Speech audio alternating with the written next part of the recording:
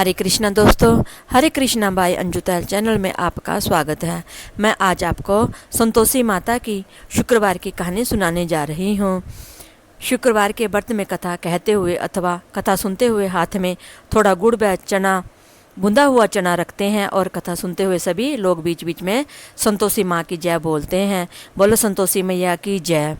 कथा खत्म होने पर हाथ में लिया गुड़ चना गाय को खिला दिया जाता है। संतोषी माता के व्रत में एक समय का भोजन किया जाता है, लेकिन भोजन में खटाई का उपयोग वर्जित है, अर्थात इस दिन व्रती को खट्टी चीज़ें नहीं खानी चाहिए। जिस दिन संतोषी माता के व्रत का उद्यापन किया जाता है, उस दिन जीमने वाली औरतों को भी पूरा दिन खट्टा नहीं खाना चाहिए, अन्यथा जिसने व्रत का उद्यापन किया है उसका उद्यापन वह संतोषी माता के लिए रखे गए सभी व्रत निष्फल हो जाएंगे। साथ भी खट्टा खाने वालों को भी दोष लगता है। बोलो संतोषी मैया की जय। शुक्रवार की कथा। एक बुढ़िया थी जिसके 7 बेटे थे, जिसमें 6 बेटे कमाने वाले थे और एक बेटा कुछ भी नहीं करता था। बुढ़िया अपने 6 बेटों को लिए भोजन बनाती और बाद में भोजन बचता तो उसे अपने 7वें बेटे को खिला देती थी। उसका 7वां बेटा भोला व सीधा था। उसने माँ की इस बात का कभी ध्यान ही नहीं दिया। एक दिन वह अपनी पत्नी को कहता कि देखो मेरी माँ मुझे कितना प्रेम करती है। पत्नी कहती है कि हाँ बहुत प्यार करती है, तभी सभी का जूठा खाना तुम्हें खिलाती है। लड़का कहता है कि नहीं, ऐसा कभी नहीं हो सकता, मैं जब तक अपनी आंखों से नहीं देख लेता मुझे विश्वास नहीं होगा। पत्नी भी कहती है कि जब देख लोगे तब मान जाओगे ना। कुछ समय बीतने पर एक बड़ा त्यौहार आया तो घर में 7 प्रकार के पकवान और चूरमा बना। लड़का जानबूझकर सिर दर्द का बहाना बनाकर रसोई घर में एक पतला कपड़ा मुंह पर डालकर सोने का बहाना करके लेट गया। पतले कपड़े में से वह सब देखने लगा और तभी उसके 6 भाई भोजन करने आए तो वह देखता है कि उसकी माँ ने उन सभी के लिए सुंदर आसन बिछाए और 7 प्रकार की रसोई बनाई है। उसकी माँ उन सभी को अघरा करके भोजन कराती है। वह सब देखता रहा।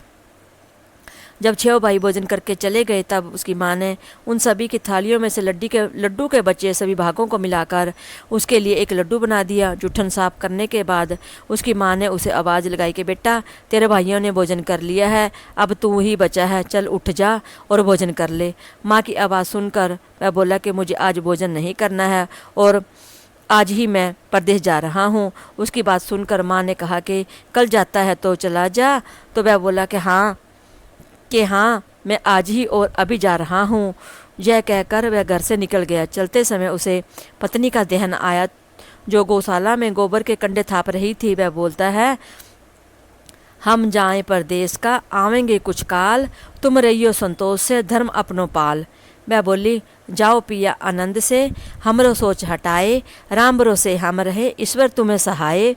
देव निशानी आपनी देख दरु में धीर, सुधी हमरी ना बिसरियो रखियो मन गंभीर। फिर वह पत्नी से कहता है कि मेरे पास तुम्हें देने को कुछ नहीं है, केवल एक अंगूठी है, जो उसे तुम ले लो और अपनी कोई निशानी तुम मुझे दे दो। वह कहती है कि मेरे पास कुछ भी नहीं है देने को, केवल गोबर से भरा ये हाथ ही है। यह कहकर वह गोबर से भरे हाथ की छाप उसकी पीठ पर मार देती है।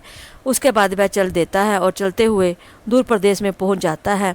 उस प्रदेश में एक साहूकार की दुकान थी और वह साहूकार से विनती करता है कि मुझे अपनी दुकान में कोई काम दे दो। साहूकार को भी एक लड़के की ज़रूरत थी तो वह उसे काम पर रख लेता है। लड़का साहूकार से पूछता है कि मुझे कितनी तनख्वाह दोगे। तो साहूकार कहता है कि तुम्हारा काम देकर दाम तय करूँगा। लड़का सुबह 7 बजे से रात तक नौकरी करता और कुछ ही दिनों में दुकान के सारे लेन देन का हिसाब और ग्राहकों को माल बेचने का सभी कुछ वह करने लगा। साहूकार के बाकी नौकर यह देखकर चकित थे कि यह तो बहुत होशियार बन गया है। साहूकार भी उसके काम से खुश था। तो 3 महीने के काम के बाद साहूकार ने उसे आधे मुनाफे का साझेदार बना लिया। 12 वर्ष काम करने पर वह एक नामी सेठ बन गया। साहूकार अपनी सारा काम उसके भरोसे छोड़कर बाहर चला गया था। इधर लड़के की पत्नी पर सास ससुर ने बहुत अत्याचार किए, सारे घर का काम उसके कंधे पर डाल दिया। उसे लकड़ियां लेने जंगल भेजते और जब भोजन करने की बारी आते तो आटे में से निकली भूसी की रोटी बना उसे खिलाते और नारियल की कटोरी में उसे पानी देते। इस तरह वह दिन काटती रही। एक दिन वह लकड़ी लेने जा रही थी तो रास्ते में बहुत सी स्त्रियां दिखाई दी जो संतोषी माता का व्रत कर रही थी। वह खड़ी होकर वह कथा सुनने लगी और फिर बोली कि तुम किस देवता का व्रत कर रही हो और इस व्रत के करने से क्या फल मिलेगा? मुझे भी इस व्रत के करने की विधि बताओ। यदि आप इस व्रत को करने का विधान बताएंगी तो मुझ पर आपका बड़ा एहसान होगा।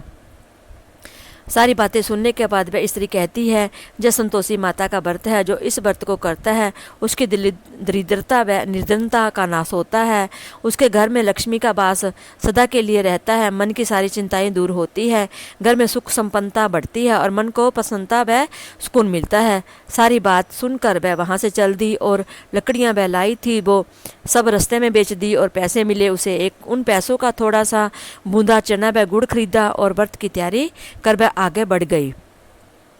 आगे बढ़ने पर एक मंदिर दिखाई दिए जो उसने पूछा कि यह किसका मंदिर है। वहाँ खड़े लोगों ने कहा कि यह संतोषी माँ का मंदिर है। वह सुनते ही वह मंदिर के अंदर गई और माता के चरणों में लेट गई। माता से विनती करने लगी कि मैं दीन हूँ, मैं निप्ट मूर्ख हूँ, मैं बहुत दुखी हूँ और मैं व्रत के नियम नहीं जानती हूँ। हे माता जगत जननी, मेरा दुख भी आप दूर करें। माता, मैं आपकी शरण में आई हूँ। सारी बातें सुन माता को उस पर दया आ गई। पहले शुक्रवार उसने व्रत रखा और दूसरे शुक्रवार आते ही उसके पति का पत्र आ गया। तीसरे शुक्रवार आते ही उसके पति द्वारा भेजा पैसा भी आ गया। पैसा आया देख जेठानी ने ताना मारा कि इतने दिन बीतने पर पैसा आया तो इसमें कौन सी बड़ी बात है। घर के लड़के भी ताना मारने लगे कि काकी के पास अब पैसा आ गया है तो अब उनकी खातिर भी लोग करेंगे और काकी तो अब हमारे बुलाने पर भी नहीं आया करेगी। उनकी बातें सुनकर वह सहजता से उत्तर देती कि पत्र आए या पैसा आए तो वह हम सभी के लिए है। घर परिवार के तानों से परेशान हो वह माता के मंदिर जाती और उनके चरणों में गिरकर रोने लगती। वह कहती कि माँ, मैंने आपसे पैसा या धन नहीं मांगा है, मुझे पैसे से क्या काम, मुझे तो मेरा सौभाग्य चाहिए। मैं आपसे अपने स्वामी की सेवा और उनके दर्शन मांगती हूँ। उसकी बातें सुन माता ने आशीर्वाद दिया कि जा बेटी, तेरा सुहाग जरूर आएगा। यह सुनते ही वह खुशी के मारे बावली सी हो गई और घर जाकर काम काज में फिर जुट गई। बहू के जाने पर संतोषी माता सोचने लगी कि इसे तो मैंने कह दिया है कि तेरा पति आएगा, लेकिन वह तो इसे सपने में भी याद नहीं करता है। इसके पति को उसकी पत्नी की याद दिलाने मुझे ही जाना पड़ेगा। माँ संतोषी उसके पति के सपने में आकर कहती है कि साहूकार के बेटे, तू सो रहा है या जाग रहा है?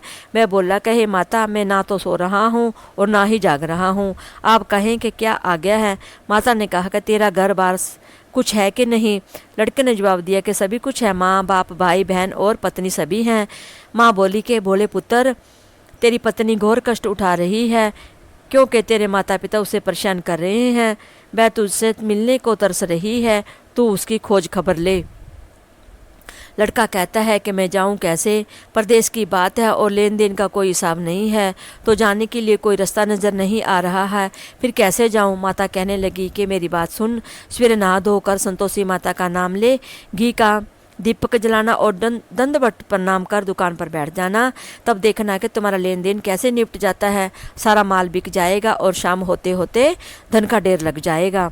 माता की बातें सुनकर लड़का अगले दिन सुबह जल्दी उठा, नहा धोकर संतोषी माँ को प्रणाम किया, फिर घी का दीपक जलाया और दुकान पर जाकर के बैठ गया। कुछ ही समय में देनदार रुपये लेकर आ गए और लेनदार अपना हिसाब लेकर चले गए। कोठे में रखे सामान के खरीदार नगद में सामान ले गए। शाम तक सारा सामान बिक गया और धन का ढेर लग गया।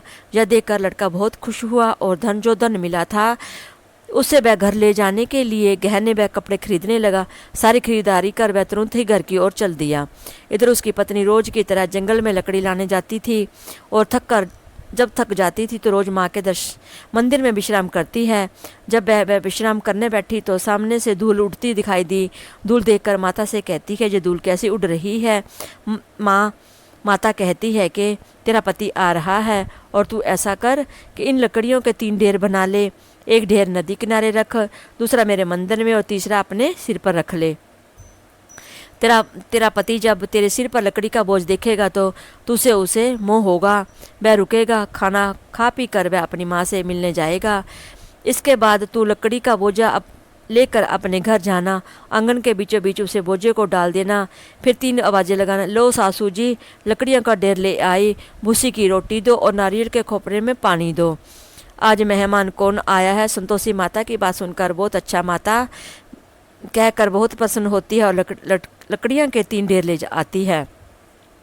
एक ढेर नदी के तट पर एक माता के मंदिर में रखती है। इतने में ही मुसाफिर वहां आ पहुंचता है तो सूखी लकड़ी देकर उसके मन में भोजन की इच्छा होती है कि यही निवास करें और भोजन बनाकर वह खा पी कर ही गांव की ओर चले। इस प्रकार लड़का भोजन बना कर वह खा पी कर तथा थोड़ा विश्राम कर गांव की ओर चला। वहाँ उसकी जाकर सभी से प्रेम के साथ मिला। कुछ ही देर में उसकी बहू सिर पर लकड़ियाँ का बोझ लेकर आई। लकड़ी का बोझ भारी बोझ आंगन में गिराकर वह सासू जी को 3 आवाज़ें देती है, लो सासू जी लकड़ी का ढेर ले लो, भूसे की रोटी मुझे दे दो, नारियल के खोपरे में पानी दे दो। आज मेहमान कौन आया है? उसकी बात सुनकर सास अपने दिए कष्टों को छिपाने के लिए कहती है कि बहू ऐसा क्यों कह रही हो, तेरा मालिक ही तेरा तो आया है, आ बैठ, मीठा भात खा, भोजन कर, कपड़े गहने पहन ले। इतनी बातें सुन उसका स्वामी बाहर आता है और अंगूठी देखकर व्याकुल होकर माँ से पूछता है, माँ ये कौन है? माँ कहती है कि बेटा ये तेरी पत्नी है। आज 12 वर्ष बीत गए हैं जब से तू गया है, तब से सारे गांव में जानवरों की तरह भटकती रहती है। घर का कामकाज तो कुछ करती नहीं है, 4 समय आकर खा जाती है। अब तुझे देखकर भूसी की रोटी और नारियल के खोपरे में पानी मांग रही है। लड़का बहुत लज्जित होकर बोलता है कि माँ मैंने इसे भी देखा है और तुझे भी देखा है, अब तुम मुझे दूसरों की घर की चाबी दे दो, मैं उसी में रहूँगा। माँ गुस्से में चाबी पटकती है और जैसे तेरी मर्जी कहकर चली जाती है। लड़का चाबी लेकर घर की 3री मंजिल पर जाकर अपना सामान जमाता है। एक ही दिन में वहाँ राजा जैसे ठाठ बाट हो जाते हैं। वह दोनों पति पत्नी सुखपूर्वक रहने लगते हैं। अब अगला शुक्रवार आता है तब बहू अपने पति से कहती है कि मुझे संतोषी माता का उद्यापन करना है। पति ने भी कहा कि बहुत अच्छा है, तुम उद्यापन करो। वह उद्यापन की तैयारी में लग जाती है। वह जेठ के बच्चों को उद्यापन में भोजन को कहती है। वह आने के लिए मान जाते हैं, लेकिन उनकी माँ कहती है कि देखो बच्चों, जब सब लोग भोजन करने लगे तो तुम खटाई मांगना, जिससे कि उद्यापन पूरा ना हो सके। लड़के झीमने आई और पेट भरकर खीर खाई, लेकिन याद आने पर वह बोले कि हमें कुछ खटाई दो, हमें खीर खाना अच्छा नहीं लगता है। बहू ने कहा कि खटाई किसी को भी नहीं मिलेगी, जय संतोषी माता का प्रसाद है। बच्चे उसकी बात सुनकर खड़े हुए और पैसे मांगने लगे। बहू बोली थी कुछ नहीं जानती थी, इसलिए उसने बच्चों को पैसे दे दिए। बच्चे बाहर आए और पैसों की खटाई खरीद करके खा ली। यह देखकर संतोषी माता ने बहू पर कोप प्रकट किया। उसी समय राजा के दूत आए और लड़के को पकड़ कर ले गए। जेठानी जलन के मारे कहने लगी कि अब सब मालूम हो जाएगा, वह जेल की हवा खाएगा। बहू जेठानी के कटु वचन को सहन नहीं कर पाई और रोते हुए माता के मंदिर में गई। जाकर कहने लगी कि हे माता, तुमने ये क्या किया? पहले हंसाया और अब रुला ही रही हो। माता ने कहा कि पुत्री, तूने उद्यापन में मेरा व्रत भंग किया है, इतनी जल्दी सारी बातें भुला दी है। वह कहने लगी, हे माता, मैं कुछ नहीं भूली हूँ और ना ही कुछ अपराध किया है। मुझे तो उन बच्चों ने भूल में डाल दिया है, मैंने भूल बस उन्हें पैसे दे दिए हैं, इसलिए मुझे क्षमा करो माँ। माता कहती कि ऐसी भी कोई भूल होती है? फिर कहती है कि मुझे माफ़ कर दो माँ, मुझसे भूल हो गई है। अपनी भूल सुधारने के लिए मैं फिर से आपका उद्यापन करूँगी। माँ कहती है कि ठीक है, लेकिन अब कोई भूल नहीं करना। वह कहती है कि अब भूल नहीं होगी। माँ ये बताओ कि मेरे स्वामी वापस कैसे आएंगे? माँ ने कहा तू जा, वह तुझे रास्ते में ही मिल जाएगा। वह घर की ओर चली तो राह में उसका ही पति उसे मिल गया। उसने पूछा कि तुम कहाँ चले गए थे? वह कहने लगे कि इतना धन कमाया है तो उसका कर राजा ने मांगा था, बस वही भरने गया था। वह प्रसन्न होते हुए कहती है, भला हुआ, अब घर चलो। कुछ समय बाद फिर शुक्रवार आया। फिर वह कहती है कि मुझे माता का उद्यापन करना है। पति ने कहा कि ठीक है, कर लो। वह फिर से जेठ के बच्चों को भोजन के लिए कहने गई। जेठानी ने उन्हें 2 बात और सिखा दी। इस बार भोजन करने से पहले ही तुम खटाई मांग लेना। जब लड़के भोजन करने गए तो भोजन के पहले ही वह कहने लगे कि हमें खीर नहीं खानी, तो हमें अच्छी नहीं लगती है, हमारा जी खराब होता है, कुछ खटाई खाने को दे दो। बहू लड़कों को कहती है कि खटाई नहीं मिलेगी, तुम्हें खाना है तो खाओ, नहीं तो वापस चले जाओ। वह ब्राह्मण के बच्चों को लाई और उन्हें भोजन कराने लगी। अपने सामर्थ्य के अनुसार दक्षिणा की जगह एक एक फल उन ब्राह्मण के बच्चों को दे दिया। इससे माँ संतोषी भी प्रसन्न हुई और माता की कृपा से 9वें महीने चंद्र के समान मुख वाला पुत्र प्राप्त हुआ। पुत्र होने पर वह उसे रोज माता के मंदिर में ले जाने लगी। एक दिन माता ने सोचा कि ये रोज मंदिर आती है, तब क्यों ना आज मैं इसके घर चलूं, इसका आसरा देखूं तो कैसा है। यह विचार कर माता ने भयंकर रूप बनाया। गुड़ और चने से सना मुँह, ऊपर से सूंड के समान होठ, जिस पर मक्खियाँ भिन बना रही थी।